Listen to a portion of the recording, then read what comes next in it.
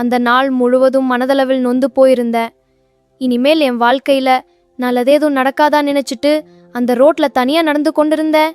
என் பேர் ஓவியன். என் கையிலிருந்த ஓவியங்களையே பார்த்து இது எல்லாம் யாருக்காவது பிடிக்குமா எனக்குள் நானே கேட்க ஆரம்பிச்சேன். அதுக்கப்புறம் கோபத்துல அந்த ஓவியங்களை குப்பை தொட்டில போட்டுட்டு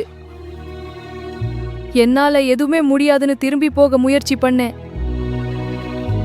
அப்போதான் பக்கத்துல இருந்த ஒரு வயசான தாத்தா என்னை நிறுத்தி அந்த குப்பை தொட்டில இருந்த ஓவியத்தை எடுத்து அமைதியா பார்த்தார். அந்த தாத்தா ஓவியத்தை பார்த்துட்டு சிரிச்சார்.